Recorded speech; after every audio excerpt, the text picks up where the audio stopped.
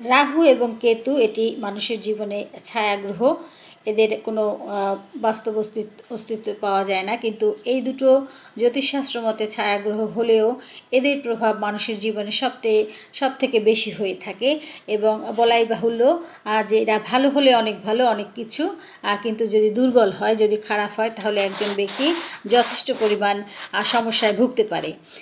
এখানে সামান্যভাবে একটুখানি বলে দিচ্ছি যে কেতু যদি কোনো ব্যক্তির দুর্বল হয় তাহলে সেই ব্যক্তি কিভাবে বুঝবে তার কেতু দুর্বল এবং সে কি ফল ভোগ করবে।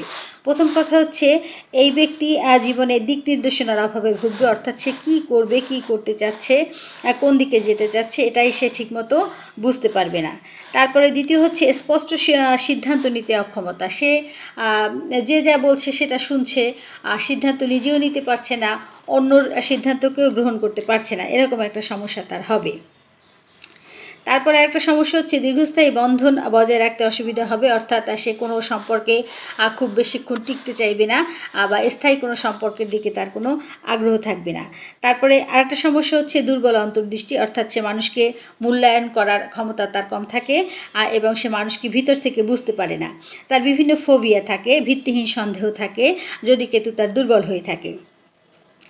সম্পর্ক, কর্মজীবন এবং আর্থিক ক্ষেত্রেও সে অপ্রত্যাশিতভাবে ইরেগুলারিটি বা বিরতি নিয়ে থাকে বা কোনো কিছুই সে সঠিকভাবে মেনটেন করতে পারে না যদি তার কেতু দুর্বল হয়ে থাকে। বিভিন্ন প্রতারণা এবং বিশ্বাসঘাতকতার সম্মুখীন সে হয়ে থাকে এবং সে মানুষকে পরিষ্কারভাবে বুঝতে ও দেখতে অক্ষম হয়ে থাকে।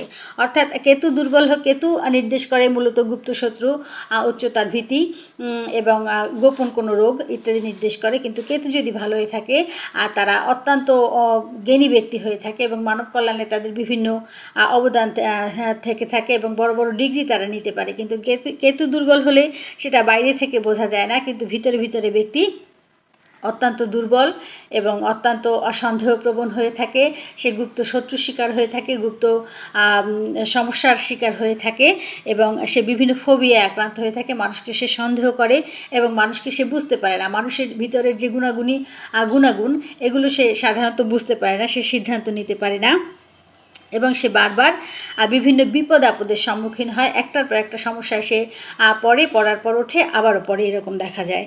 এবং এই বিশ্বাসঘাতকতা বা এই সন্দেহ প্রবণতা তাকে দেখা যায় যে জনসাধারণ থেকে বিচ্ছিন্ন করে দেয়, আত্মীয় স্বজন বন্ধুবান্ধবের থেকে তাকে বিচ্ছিন্ন করে দেয়। এখন কেতু দুর্বল হলে কি করা হয়? শাস্ত্রমতে, জ্যোতিষশাস্ত্র মতে জ্যোতিষীরা আপনাকে ক্যাটস্তাই ধারণ করতে বলতে পারে, কিন্তু ক্যাটস্তাই সবসময় যে আপনার গ্রহ, নক্ষত্র, রাশি, আপনার জন্মকুণ্ডলী সব কিছু মিলিয়ে পড়া উচিত, সেটা সবসময় হয়তো বা সঠিক নাও হতে পারে। আর সেক্ষেত্রে আপনি কেতু যদি দুর্বল হয়ে থাকে, আপনি মন্দিরে 3টি পাকা কলা দান করতে পারেন, আপনি পথকুকুরকে খাবার দিতে পারেন। সবচেয়ে বড় কথা, আপনি মেডিটেশন করতে পারেন। মেডিটেশন কেতু এবং রাহু দুজনের জন্যই অত্যন্ত ভালো। আপনি যদি মেডিটেশন করেন, নিজেকে নিজে সময় দেন এবং পরমাত্মার সাথে এবং ধর্মীয় রাস্তা অবলম্বন করেন, তাহলে আপনার কেতু গ্রহ ভালো ফল দেবে। ধন্যবাদ সকলকে।